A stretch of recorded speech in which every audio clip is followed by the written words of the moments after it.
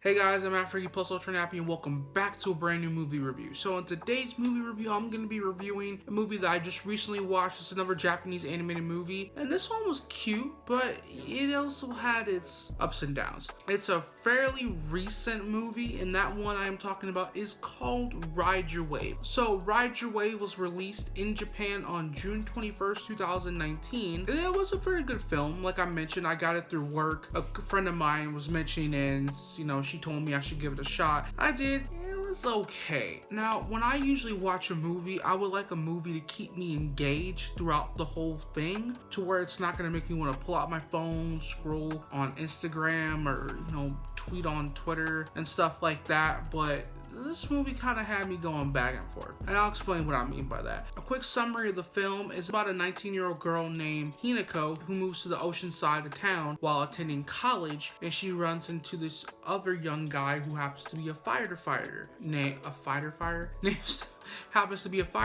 named Minato, who is the age of 21. The two start to kind of hit it off after he saves her from the top of a burning building, because her apartment building catches on fire, and she runs up to the top and she has no way of getting down. He ends up on one of those things that you ride, and he saves her, and then the two go surfing together. They hit it off. You see them kind of grow as a couple, and then one day he decides to go surfing without her, trying to improve his skills so he can get better. Ends up going out there to save somebody because someone was drowning. He ends up drowning in himself, and he ends up dying, and that's the end of the movie. Alright guys, I'll catch you in the next video. I am AfroGeek PlusUltraNappy, and your boy Oh!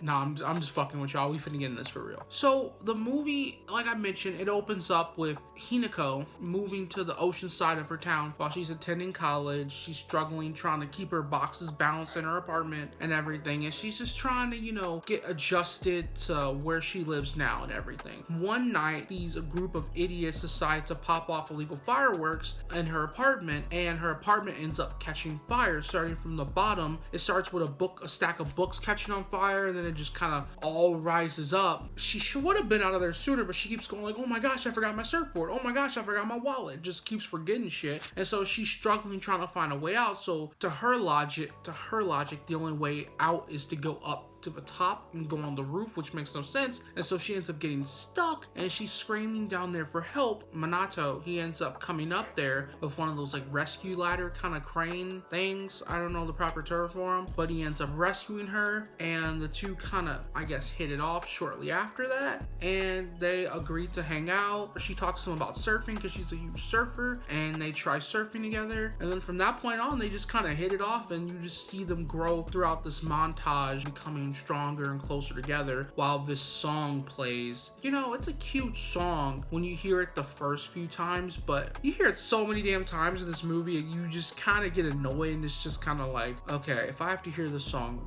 one more fucking time. So after this montage of them, growing closer as a couple and all that shit, he decides to go surfing because there's supposed to be these waves hidden, and he wants to go surfing on his own, trying to impress her. So while he's about to go out there, someone's screaming for help, and I believe it was someone who was drowning, and he happened to go back out there, and so she's like, he went surfing without me? What the fuck? So after she gets off work, she grabs her board, she starts riding down there, she sees all these paramedics, and it's so weird because it goes from being vibrant and colorful to like black and white, and like everything's like slowed down and like reverbed almost, and it's so weird. And she sees all these like cop cars, she sees some of the people who are firefighters there, she sees Wasabi there, who is Minato's friend. She's just like, oh my gosh, she's just like in shock, and she faints. And it is revealed later on, while at the fire station, you go over to his desk, and you see like a bunch of candles and muffins and the flowers there, and there's a photo of him in his uniform just kind of saluting that he passed away. And then like shortly after, it is explained that he died while trying to save someone from drowning. And it's real sad, and like about a good half of the movie, it's just her struggling, thinking it's her fault. She didn't wait for him. She should have gone out there with him, feeling sorry for herself. His sister Yoko's just kind of like, oh my gosh, get over yourself. You didn't do anything. You weren't responsible for killing my brother. She gets sad, and she starts to like sing their song, and she ends up seeing him in this weird form in the water, and she starts to pick up that every time she sings that song, he will appear in the water, regardless if it's in the bathtub, in the water bottle, in the ocean, wherever there is water. If she sings that song, he will appear. You know, he's like, I told you I wouldn't leave you. I'd be there no matter whenever you need me. And it's really sad and depressing, but at the same time, it's kind of sweet. And so she starts carrying around this like dolphin filled with water. He's in it, and you know, they start kind of rekindling, going back to where things left off. He starts to realize as time goes on, you know, he's like, damn, you know, like I'm not there to like physically catch you if you were to fall. I'm not there to really hold your hand. I'm not there to do anything for you. And she's like, oh my gosh, don't say that. That's not true. You will always be here with me. Friends are there trying to cheer her up. People are thinking she's kind of going crazy. And Wasabi's kind of like complaining to Yoka, who gets jealous because Yoka secretly likes Wasabi. And then later on in the movie, Wasabi confesses his feelings to her. She just freaks out and runs and starts singing the song into a toilet, which at first seems kind of weird. Homie appears and it's just kind of like, okay, she's just talking to Homie in the toilet. Still weird. He's just kind of like, do you like him? And she's like, well, no, I only love you. Back and forth of not being able to physically let go. In a way, I get it, because it's like you lost the other half of you. You lost someone who you truly love. That's not going to be something you can just quickly get over. Now, granted, Yoka lost a brother and Wasabi lost a best friend, but still, you know, lovers are lovers. And if you lose the other half of you, your significant other to be exact, then it's going to be really hard to get over. And I understand that. So at some point in the movie later on, after a bunch of like repetitive stuff with the whole I can't let you go, oh my gosh, get over yourself, that kind of stuff, oh don't worry, it's okay, and I secretly like you, but Yoka notices a group of young adults, preferably older, maybe in their early 20s, leaving the cafe that she got a job at. And so she follows them along with Minato, and Yoka starts to realize that that's the group of gentlemen responsible for